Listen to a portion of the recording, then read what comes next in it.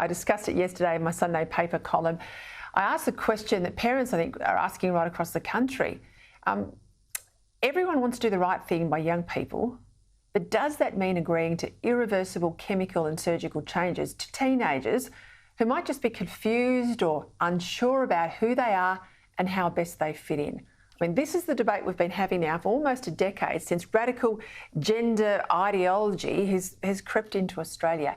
Two doctors with extensive work in child and adolescent psychiatry, well, they've just published a new academic paper that calls into question many of the practices surrounding gender-affirmative medicine in Australia.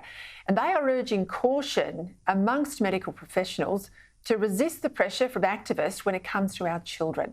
Now, given what we've seen from the Tavistock Child Gender Clinic in London, which has been investigated by the Parliament and since closed down, this is a conversation we've got to be brave enough to have here in Australia. Joining me now to discuss this is one of the authors of the paper, child and adolescent consultant psychiatrist, Dr. George Halasz, and an adjunct senior lecturer too at Monash University. Dr. Halasz, thank you for your time. Tough topic, one we can't shy away. Look, if a child came to you at the age of 10 and said, "Doctor, I think I've got cancer," no doctor's going to put that kid into chemotherapy. You do all the medical tests necessary. You'd make a professional, adult, expert decision.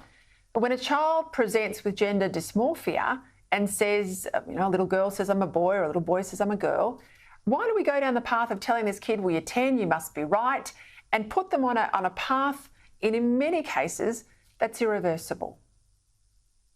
Well, thank you very much for the opportunity to speak here, Peter.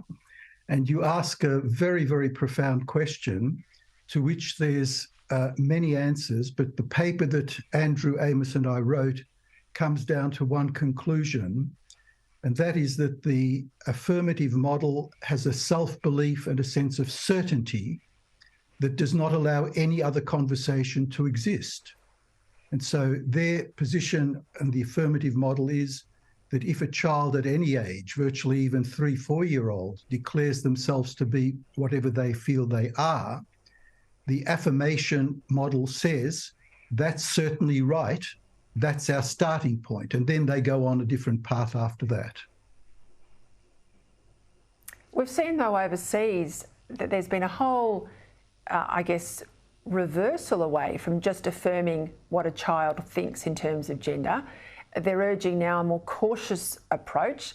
They've certainly done plenty of studies where they've shown that some of these children can be afflicted with other issues like autism that are skewing some of these gender results. And when those other things are resolved, they've got a greater sense of their born sex and gender identity, that these issues of dysmorphia fall away. Why are we in Australia using the old theory now and not the new theory? What a great question.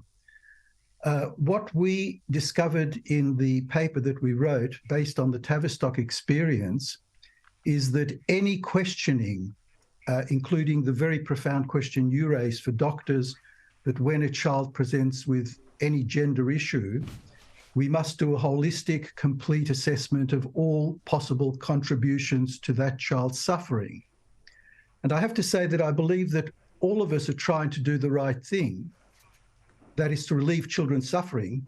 However, the path of the affirmation, as practiced at the Tavistock, has ended in an absolute scandal. And as you mentioned, the Tavistock actually has been, that the Gender Identity Development Service has been closed down because it was found not fit for purpose.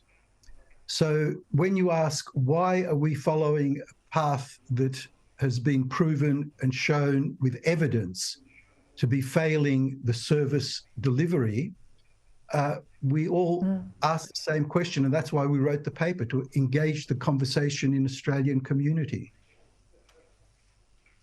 We find, though, that there's new guidelines out from the Royal Children's Hospital in Melbourne, and they back in this affirmation principle. They're backing in the prescription of puberty blockers and cross-sex hormones by GPs for children. As I said, and you confirm, the experts around the world are saying, well, let's be a bit more cautious.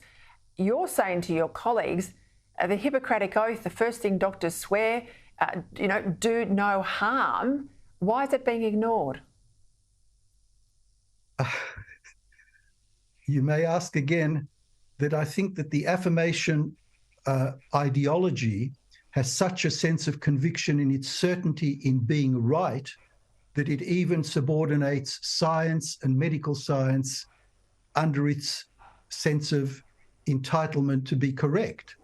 Whereas the history of medicine actually marches with debates, conversations, some very heated conversations, but it allows a toing and froing of knowledge.